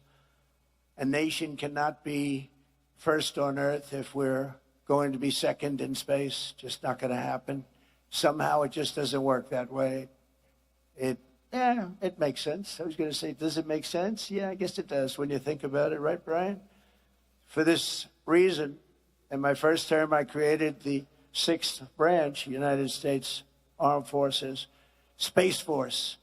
And today I have another historic announcement to make. This is something that's so exciting for me, given the rapid growth of the Space Force and the commercial space industry and the expansion of our ambitions to the moon and far beyond the moon. Far beyond. The moon will someday be thought of a close location, like in the old days, the subway, the first stop. The moon will be a close location. But it's clear that we will need to educate and train an entire generation of skilled service members, engineers, and civil operators, and everything else to do what we have to do and what we're right now doing the best and will continue, and I think by leaps and bounds. And that's why in a few moments I will sign an executive order to begin the process of creating a new national academy. It's called the U.S. Space Academy. That's a big deal. So you think of West Point, and you think of Annapolis, and you think of the Air Force Academy, and you think of the Coast Guard Academies. Great, they're all great. But we're going to have now a Space Force. We're going to have an academy for what the people in this room love the most. That's exciting. That's really exciting. And I'm going to be choosing a location very shortly. I know where some people want it that are in this audience. Some people come down like this one guy over there. He's lobbying me. Say, leave me alone. Just leave me alone. I'm not sure he's going to get it. I don't know if he's going to get it. But everybody wants it because it's the hot thing. Space is the hot thing. Tell you, Ted Cruz and Brian, you guys are there working too, I have to tell you. Just leave me alone, Ted, please. Leave me alone. But it'll serve both the United States Space Force as well as NASA and the civilian spaceflight industry, and it'll attract, train, and graduate the very best of our nation, and our nation really has to offer. And this is going to be, I said, I'll do it, but it's got to be top line. It's got to be the equivalent of the others, which are great. You know, they're among the hardest schools to get into. You know, you talk about the Ivy League schools. It's tougher to get into West Point, Annapolis, the Air Force Academy. Coast Guard, too. You know, we can't forget that. But so tough, all of them, among the hardest schools to get into, and they're great scholars, great everything going to that. You sort of have to have a lot of everything, not a little, but a lot of everything. But I said, this has to be comparable to that. You know, we don't want to do it in any other way. And it's going to be, even architecturally, it's going to be beautiful. It's going to be the top. It's going to be as good as it can get. You know, doing a bad building doesn't cost a lot less than doing a great building. I've always said it. Doing great architecture, doing something really great that's also practical. It doesn't cost much more than doing some of the bad stuff that you see all over the place. But we're going to make this so good and so exciting. But first, we have to honor the heroes who are inspiring the next generation of astronauts and pioneers and the people behind me. These people, I looked at them coming before I came up. I said, that's a good-looking group of people. I don't like speaking with those people behind me, to be honest. They look too good. But they're great people. They're great, great people. But the Congressional Space Medal of Honor, that's exactly what it says. This is a very rare thing. It's for courageous people, brilliant people, bestowed on astronauts who have distinguished themselves with exceptional service to the nation. and all of mankind. Only 30 extraordinary men and women, long period of time too, in the history of our country have received this extremely rare and distinguished honor. Real legends like Neil Armstrong, John Glenn, Alan Shepard, and the immortal heroes of Apollo 1. Today we add 4 new names to this elite roster of fearless explorers. That's really what they are when you think of it, fearless explorers that are very smart. The crew of Artemis 2 blasted off from Kennedy, NASA's great space center last April and flew more than 250,000 miles from Earth in, very interestingly, our 250th anniversary year. Only Jared could have thought of that, I assume. I hope that wasn't just by luck. I hope but it's pretty good. They actually went far beyond what would be the normal target, the furthest anybody's ever been in space. They crossed behind the dark side of the moon and glimpsed sights never seen before, never seen by human eyes, and returned to Earth at 30 times the speed of sound and splashed down in the Pacific Ocean, completing the flawless mission. It was absolutely flawless. Artemis 2 was led by a Navy veteran, a pilot, a father, and a great patriot, Commander Reed Wiseman. With unfailing strength and calm, Reed led the crew through every phase of the flight and their safe return to Earth. He was a great leader, respected by everybody. As many people will remember, during the mission, the crew named a previously unnamed lunar crater in loving memory of Reed's wonderful wife, who he lost to cancer. So they call it the Carol Crater. So that's making Reed a little weepy right now, because I heard she was an incredible woman. Will never be forgotten now. She'll never be forgotten. We honor her. And truly the memory is all about the moon. That's a great one. I wish they'd name something like that after me, Reed, but I don't know. I'll have to get the governor's approval. I like that. That's beautiful. So, Reed, we salute you. We salute your family. And we congratulate you. Thank you very much.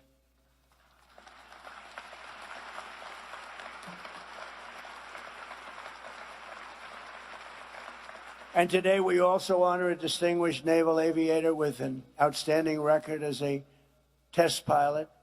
He served in 24 combat missions for our country before taking on the most dangerous mission of all, Pilot Victor Glover. Victor led guidance, navigation, and control operations with perfect skill and absolute total precision. And you have to have great precision or things will not go well. And he did it with the heart and the faith that brought out the best in this incredible team before the spacecraft passed behind the moon and lost communication. And they did. I was watching. There was absolutely none. I said, what's going on?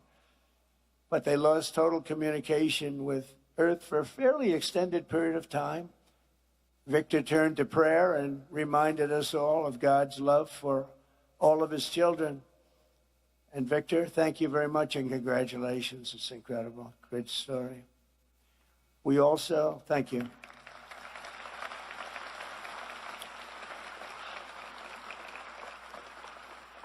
We also recognize mission specialist Christina Cook, who before this flight had already set a world record for the longest continuous flight ever by a woman in space.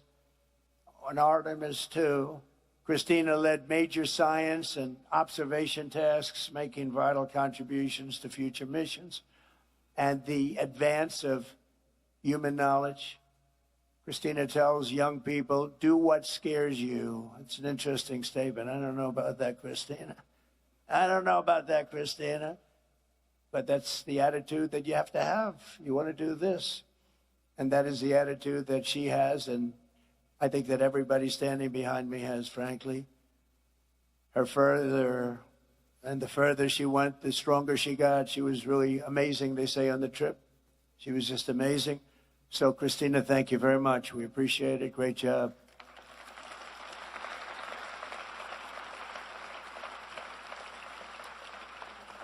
And finally, we honor a master of science and physics, a fighter pilot, a great one, and a beloved member of the astronaut team, mission specialist, Jeremy Hansen. On Artemis II, Jeremy became the first non-American in history to travel beyond low Earth orbit. He documented lunar terrain while contributing enormously to space science and physics research. And along with Christina, he helped the crew stay healthy and develop standards and best practices. Jeremy, thank you very much. Great job. Great job.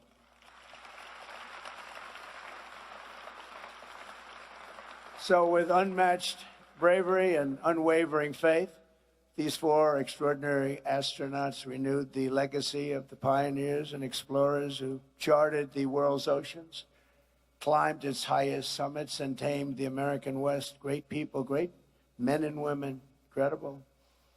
That spirit is written into the soul of our nation, and in the daring deeds of these heroes, we're reminded that for America, no aim is too high, no journey is too far, no challenge is too tough. In this country, we're limited only by the size of our aspirations and the scale of our dreams. We have the American dream, and the American dream is back. I think the American dream is back, stronger than ever before. We're doing great. This country is doing great right now. Never did anything like it. 81 stock market highs in 1.5 years, never been anything like it, including they broke it again yesterday for the 81st time. And $19.2 trillion is being invested in our country from outside countries and interests and people. And we've never seen it. That's why I call it the golden age. It's an exciting time. Tomorrow's going to be very exciting. And today, thanks to the crew of Artemis II, those dreams are closer than ever before, and we're on the cusp of an adventure and something that's so special that people have really not imagined anything. It's really, civilization is into the stars. The stars are up there and they're beautiful, and you're right next to them. You have the courage to be right next to them. Few people do, but you're leading the way. It's great, great bravery. I want to thank again Reed, Victor, Christina, and Jeremy, very special people. And now I will sign the executive order creating the U.S. Space Academy, and then we will do the honors. Thank you very much, everybody. Great honor.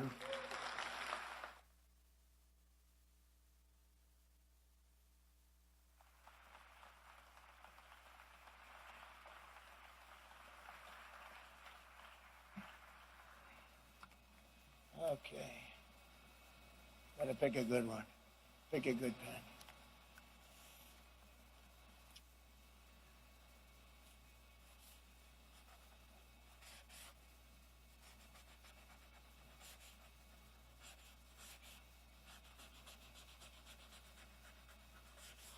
That's a good one. Garrett, thank you very much. I think he deserves it, right? Okay.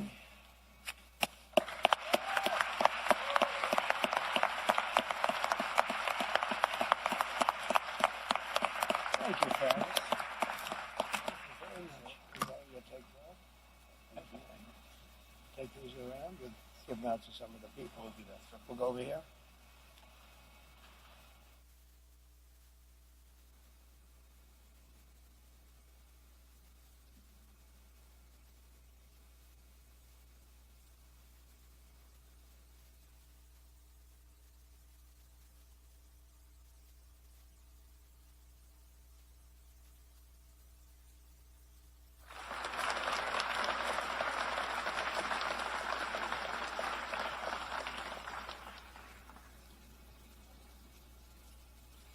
Ladies and gentlemen, the President will now present awards to the crew of Artemis II. As mission specialist on Artemis II, Jeremy Hansen demonstrated exceptionally meritorious contributions by executing spacecraft communications, navigation procedures, and pre-launch verification activities, including pressure suit regulator checks and Orion systems configuration. Throughout the lunar flyby sequence, he led and executed detailed observation protocols, capturing and documenting lunar topography, eclipse phenomena, and solar coronal behavior while directing real-time scientific data collection for geology and heliophysics research.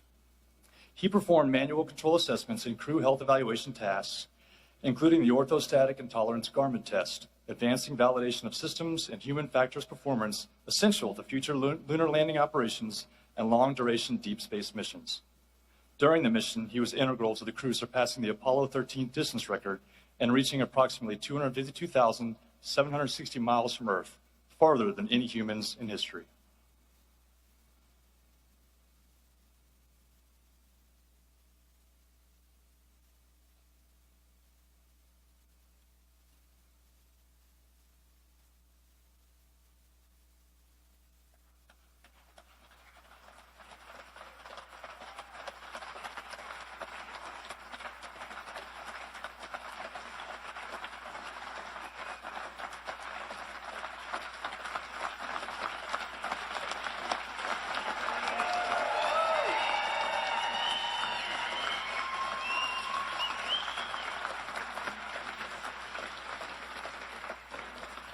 As mission specialist on Artemis II, Christina Cook demonstrated exceptionally meritorious service by leading major science and observation tasks during the mission's 7-hour lunar flyby, capturing and documenting impact craters, lava flows, surface fractures, and eclipse phenomena that significantly expanded understanding of lunar geology and solar corona behavior.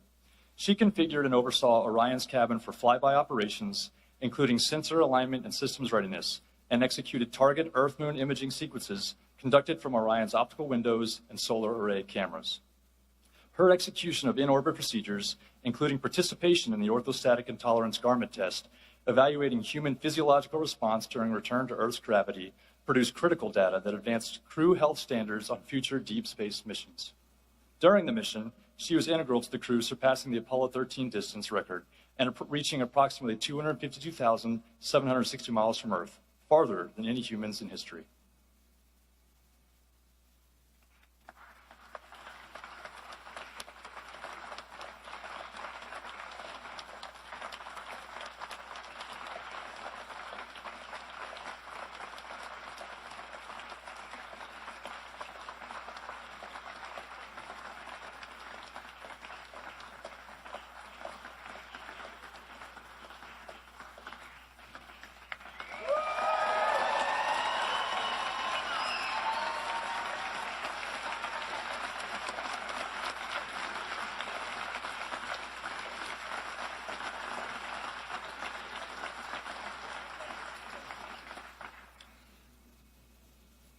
As pilot of Artemis II, Victor J. Glover distinguished himself through exceptionally meritorious performance by commanding and executing guidance, navigation, and control operations throughout launch, translunar injection, and return phases.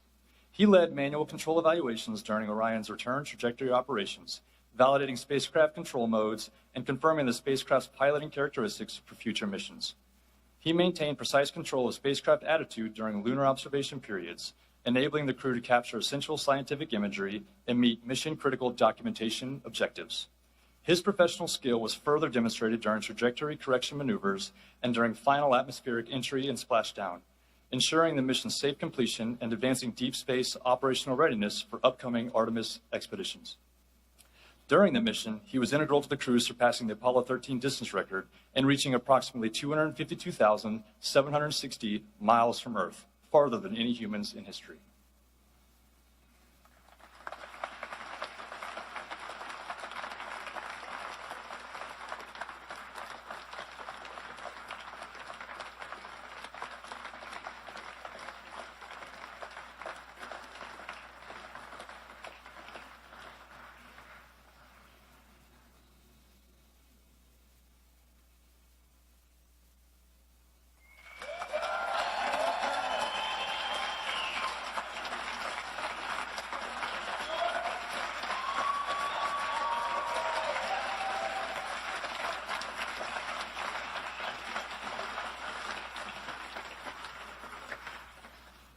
As commander of Artemis II, Reed Wiseman exhibited exceptionally meritorious leadership and executing the first crewed lunar mission in more than 50 years, commanding and leading the crew through critical pre-launch validations, including SLS RS-25 engine readiness and Orion spacecraft power-up and suit integrity checks. During the mission, he commanded Orion's outbound trajectory, the successful lunar flyby, and detailed geologic observation operations, ensuring the spacecraft remained on the precise course required for the crew to surpass the Apollo 13 distance record and reach a maximum of approximately 252,760 miles from Earth, farther than any humans in history. Under his command, the crew executed return trajectory correction burns, manual control evaluations, and system verification procedures that culminated in a flawless splashdown and safe recovery, advancing the nation's readiness for future lunar surface missions.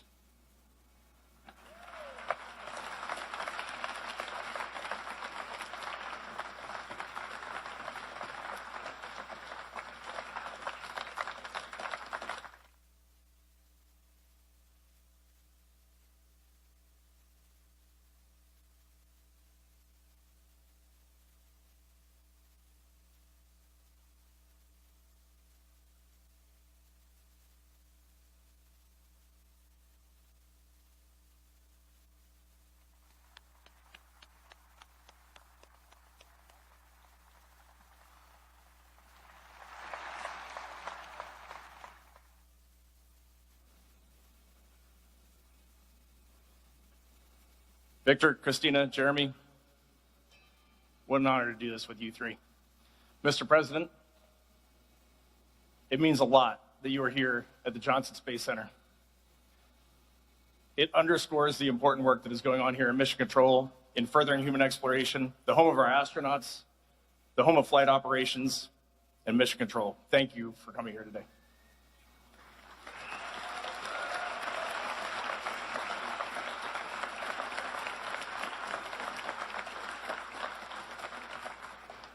This is awesome. On April 1st, on the launch pad, when we were getting ready to ride this magnificent rocket, the crew said three things. Victor Glover said, "We are going for our families." Many of you are here today. Thank you so much for supporting us.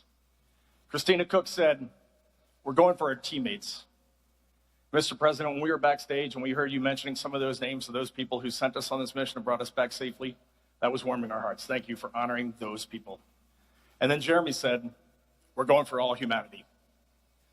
When we went around the far side of the moon, which has now been rounded up to 252,760 miles, we'll take it, keep rounding it up. We got to talk to you. You gave us a call. And the one thing that really sticks out to us is you said how proud you are and how proud our nation is of the job that we had just accomplished. And for us, that is what we set out to do. We wanted to inspire this nation and inspire the world. And for us, that showed us we were on the right track. So thank you for that call. We wear these 4 medals, and we are going to wear them with pride. But please know, it is not pride for ourselves that we feel, and I truly mean that. It is pride for the grit that our families had when we left this planet. It is pride for that team, this NASA team, that sent us on this mission, and it is pride for the international community that stood alongside us, got this vehicle ready, operated it, and cheered us on. So thank you for bestowing this honor on us. And in closing, how cool it is to be an astronaut here in Houston and to see our entire astronaut corps standing here supporting us. And behind me, you have the Artemis 3 crew, Randy, Luca, Frank, and Dr. Andre Douglas. And we are so excited to see where Artemis 3 goes and where the rest of this office goes, thanks to your vision and Administrator Isaacson's leadership. Thank you all.